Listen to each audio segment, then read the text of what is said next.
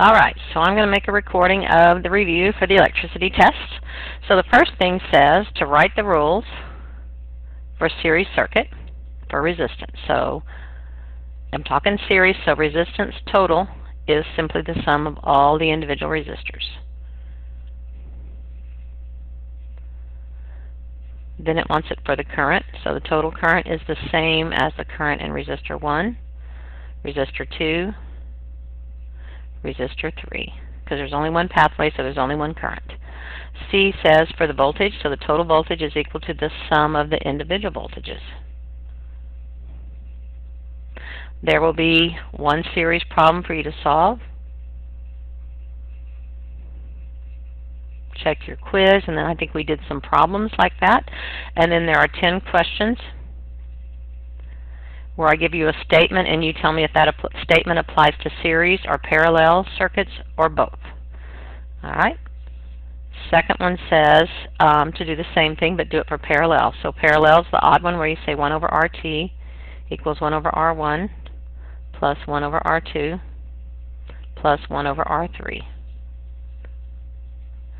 Total current in a parallel is the sum of all the individual currents. Check your quiz. There were several on there that had total currents and you had to figure out the individuals.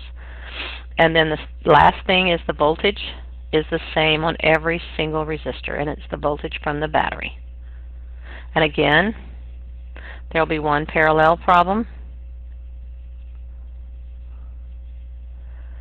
And then there are those 10 questions which are simply statements. And I ask you to tell me whether that statement applies to parallel, series, or both. Alright, number 3 says if the distance between two charges is doubled, what happens to the force? Well, F is equal to K Q1 Q2 over R squared. So they just want to know about what happens to F when R gets changed, because this value, they're not going to change the K, that's a constant. Q1, they're not going to change the charge. Q2, they're not going to change the charge. So what happens when we double the distance? So let's talk about that. If they're this close initially, and then I go like that, you know that the force is going to decrease as I get farther apart. But it decreases by R squared. So by doubling the distance, so if R is now twice as big, F is going to be 1/4 of the original force. So why is that true? Well, if this gets to be twice as much, 2 squared is 4. This didn't change, so 1 over 4 tells me the new force is 1/4, the old force. Number 4 says,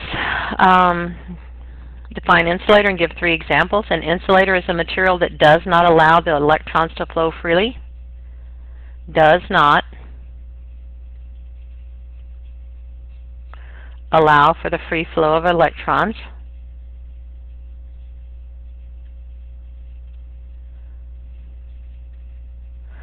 Examples of that would be plastic,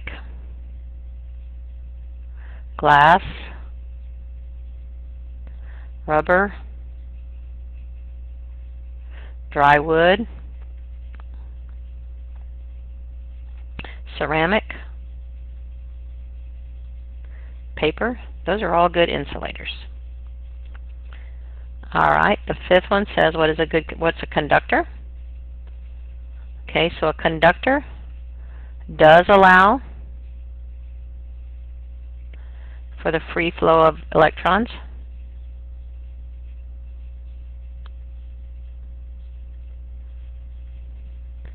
Any metal is a good conductor, so I could say silver, gold, copper, iron, aluminum, any metal is a good conductor. Alright, the 6th question on the review says, list and describe 3 ways that objects can become charged. Okay, so wow, it looks like we're missing a 6th question. I think it went straight from 5 to 7. Well, so it's really question 7. So one way to charge an object is with friction. So that was when we rubbed fur on the rubber rod. The fur gives up electrons.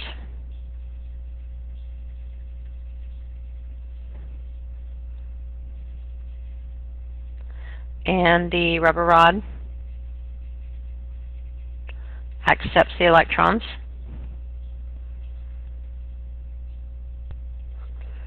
So the rubber rod accepts the electrons.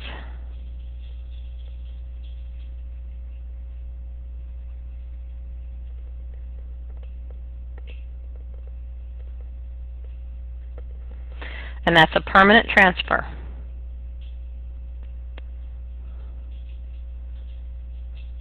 The rubber rod has gained electrons and the fur has lost them. Then we can talk about conduction. And that's when a charged object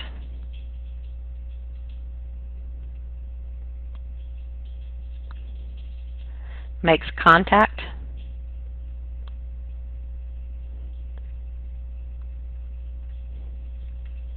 with another object.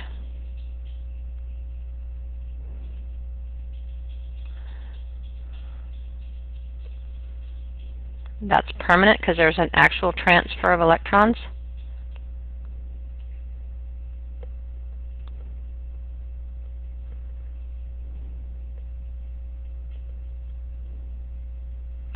Okay, and so what that looks like is if you take an electroscope, remember, electroscope has a knob, and then there's a tube right there, and then there's these little leaves right here.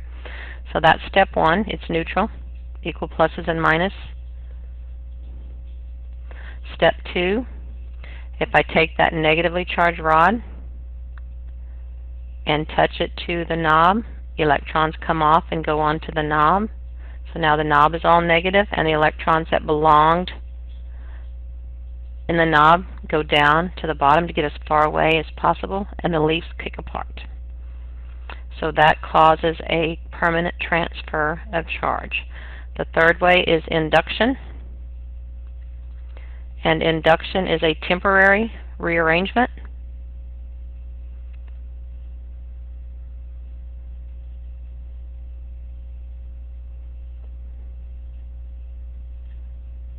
Of charges. So that looks like, here's my electroscope. It's neutral. So the leaves kind of hang close to each other. Plus, minus, plus, minus, plus, minus. So that's step one. Step two, I bring a negative rod near it. All the electrons that were in the knob are going to rush away, so I have protons left. The leaves are now both negative. So that was step two, and then as soon as I take that away, it goes back to being neutral.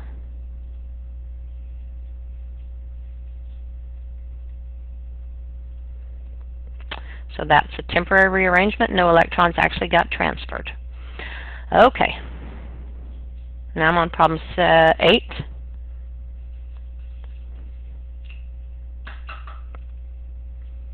All right.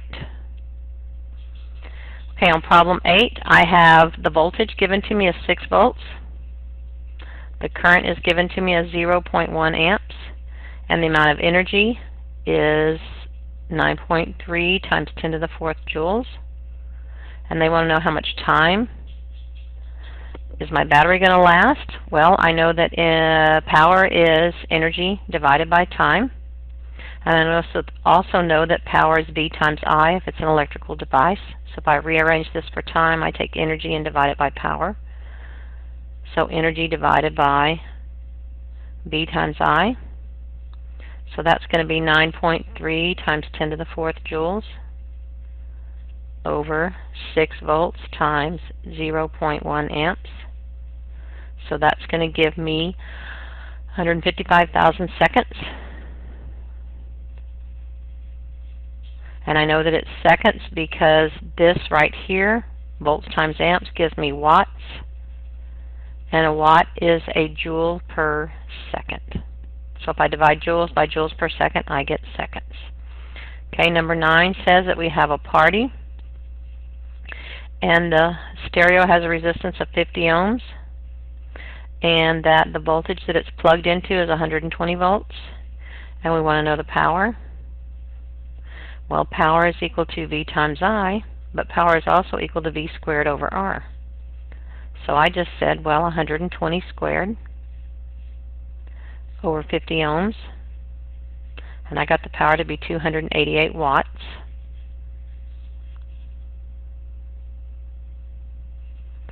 Then it wanted to know if they're going to party for 3 hours, so time is 3 hours, how much energy are they going to burn up?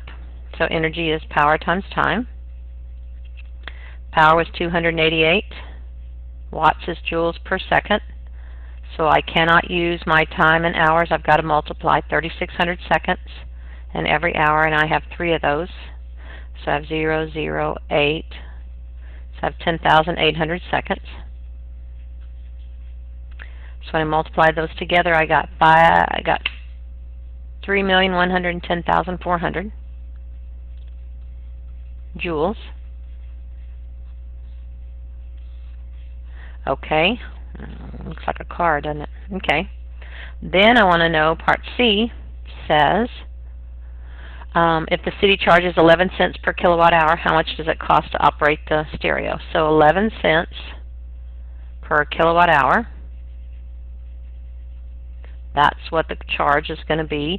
And I know that my stereo is a 288 watts, so that's 0.288 kilowatts. And I'm going to run it for 3 hours. So when I multiply those together, I'll get kilowatt hours. And I'll be left with cents. And when I did it, I got 9.5 cents. 9.5 cents. So about a dime. All right. And then number 10 says, 2 electrically charged balloons are brought close to each other. So Q1 is 1.2 times 10 to the minus 6 coulombs.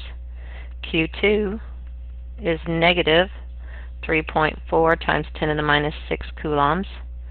And they are 10 centimeters apart, but I cannot leave it in centimeters. I have to change it to meters, so I'm going to divide by 100. So the force is going to be K Q1 Q2 over R squared. K is 9 times 10 to the 9th, and I'll give you these constants tomorrow and your equations. Q1 was 1.2 times 10 to the minus 6 coulombs. Q2, I'm going to ignore that negative sign, 3.4 times 10 to the minus 6 coulombs over 0.10 meters squared. So when I did that math, I got 3.67 newtons.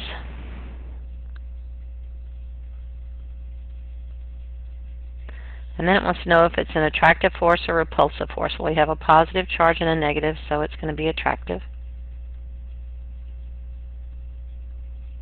All right. Okay, then number 11. I'm going to stop this recording and then I'll start another one.